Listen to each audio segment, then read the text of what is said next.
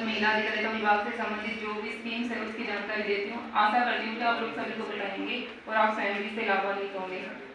सबसे पहले तो महिला अधिकारिता विभाग की एक बहुत बड़ी फ्लैगशिप स्कीम है जो अम्ब्रेला स्कीम है, और ये सबसे ज़्यादा महिलाओं के साथ साथ आप सभी लोगों के लिए जो बेनिफिशियरी है, जैसे कि इंदिरा महिला शक्ति उद्यम प्रोत्साहन योजना।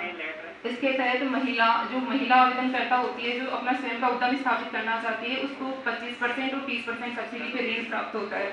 तो ये ऋण की तो वैसे सभी लोगों को आवश्यकता होती है, आप लोग लेते हो उनके बैंक से, उससे काफ़ी मतलब आप लोगों को वही इंटरेस्ट रेट काफ़ी ज़्यादा होती है।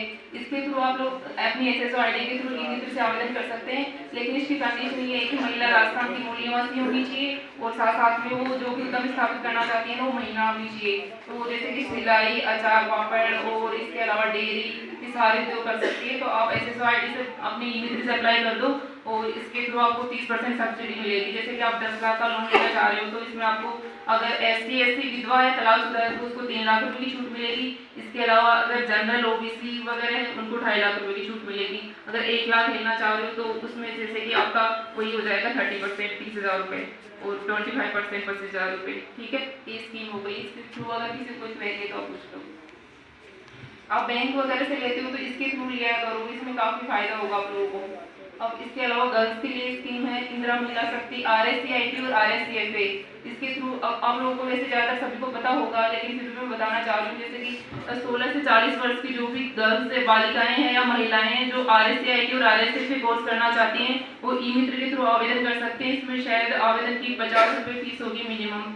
अगर आपसे कोई ज़्यादा वो डिमांड करता है तो आप लोग कॉल करके बता सकते हो, हम लोग आपको कॉन्टैक्ट नंबर दे देंगे। इस पर ज़्यादा फीस नहीं देनी है, सिर्फ 50 रुपये देने हैं। और आपको वैसे अगर आप वैसे करते हो बाहर तो शायद 3,500 और 3,000 रुपये लेते हो, जिसमें आप लोगों को फ्री में निःशुल्क RSCIP और RSCFA और इस साल से स्पोकन इंग्लिश भी स्टार्ट कर दिया गया है। ठीक है, इसके अलावा है मुख्यमंत्री सामूहिक विवाह अनुदान योजना।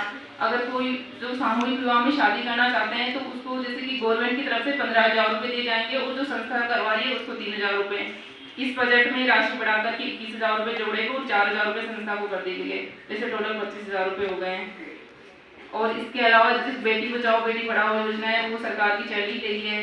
इसके अलावा भी जैसे कि आप लोग अगर इसके अलावा जैसे कि उद्यम में हो गया, शिक्षा में हो गया, और आप लोग अगर खुद भी कोई ट्रेनिंग वगैरह लेना चाहती हैं, महिलाएं खुद का कोई रोजगार कर रही है तो उसका हमें डिटेल्स बता सकती है। हम गवर्नमेंट को उसके थ्रू भी आपको कोई हेल्प दिलवा सकते हैं। जैसे SSG वगैरह होती हैं, बहुत सी महिलाएं होती है जो ग्रामीण लेवल पे अपना काम करती है, जैसे कि हो सकता है खुद का जो सिलाई कसीदा वगैरह इन सब चीज़ों काम करती है, वो ये काम तो करती है लेकिन उनका मतलब पहचान नहीं हो पाती उनकी। तो